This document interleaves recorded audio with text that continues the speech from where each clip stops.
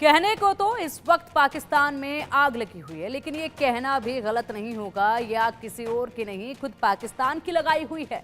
पहले खैबर पख्तूनख्वा में तालिबान और बलूचिस्तान में बलूचिस्तान लिबरेशन आर्मी पाकिस्तान फौज का सिरदर्द बने बैठे थे। अब पीओके में भी विद्रोह की आग भड़क रही है। पीओके से पाकिस्तान के प्रधानमंत्री शहबाज शरीफ और उनके आर्मी चीफ जनरल मुनीर के लिए एक डेंजरस मैसेज आया है।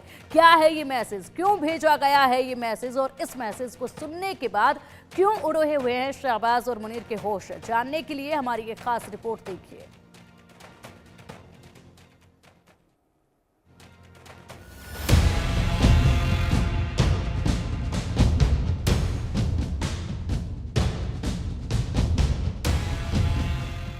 पहले खैबर पख्तूनख्वा, फिर बलूचिस्तान और अब पीओके। इसमें कोई शक नहीं, दो राय नहीं, इस वक्त पाकिस्तान के दिन बहुत बुरे चल रहे हैं। तालिबान और टीटीपी ने खैबर पख्तूनख्वा में पाकिस्तानी सेना को छठी का दूध याद दिला रखा है।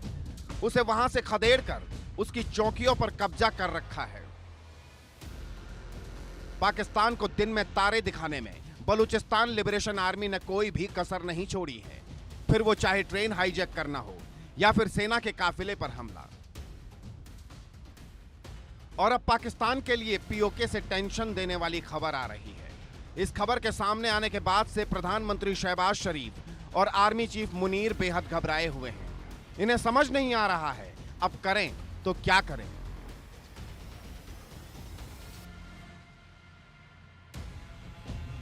एक दिन पहले ही हिंदुस्तान ने पाकिस्तान को यूएन में फटकार लगाते हुए दो टूक कहा था, उसे पीओके खाली करना होगा।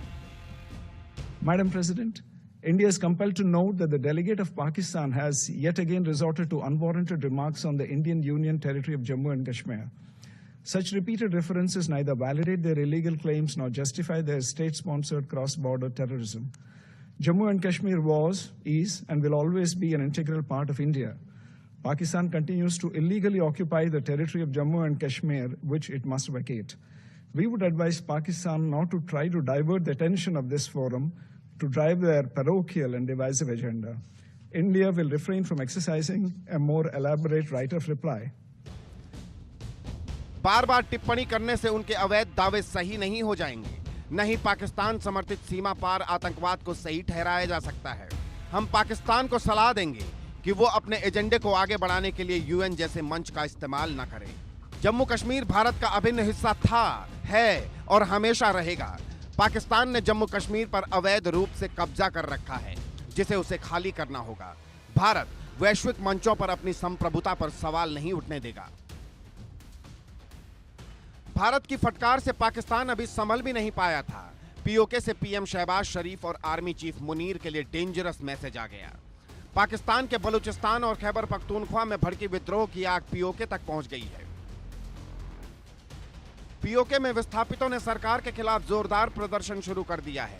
ये पीओके के डीपी को पूर्ण पैकेज और 12 विधानसभा सीटें देने की मांग कर रहे हैं, जिसके चलते पीओके में भारी तनाव फैल गया है। इन सबके बीच पीओके से धमकी दी गई है, अगर उनके विद्रोह को दबाने की कोशिश की गई तो भयानक जवाब दिया जाएगा। संयुक्त अवामी एक्शन कमेटी के नेता राजा गुलाम मुस्तबा का कहना है, अगर हम पर अत्याचार किया गया तो हम भागेंगे नहीं, बल्कि वापस पलटवार करेंगे। पाकिस्तानी सेना को बलूचिस्तान की तरह शव नहीं मिलेंगे, बल्कि उन्हें मंगला डैम में शव मिलेंगे।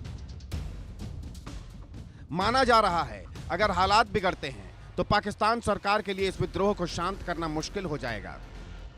पख्तूनख्वा में पीओके में बहुत बड़े पैमाने पर पाकिस्तान के खिलाफ जो है नारेबाजी हो रही है।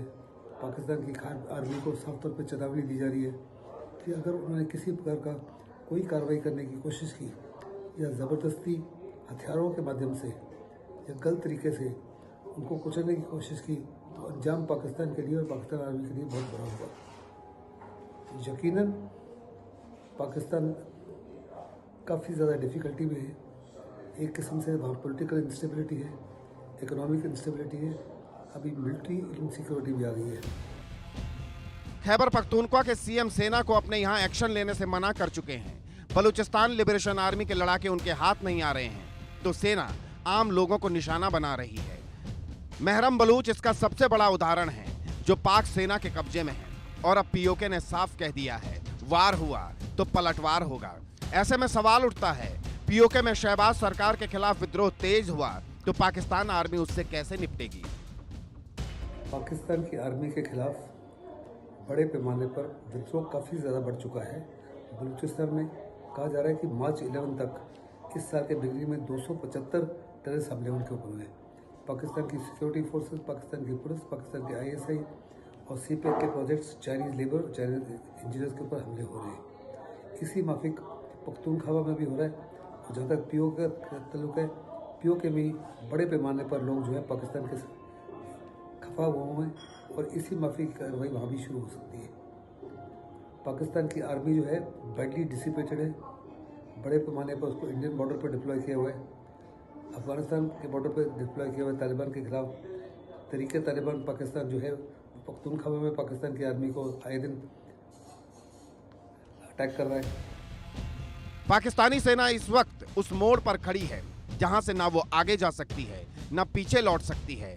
आगे बढ़ती है तो अपनी मौत को दावत देती है, पीछे लौटती है तो सरकार के एक्शन का सामना करना पड़ेगा। ऐसे में क्या ये मान लिया जाए, पीओके की आजादी का समय आ गया है? पाकिस्तानी सेना का अब यहां से पीछे हटने का टाइम आ गया है। Bureau report, India news.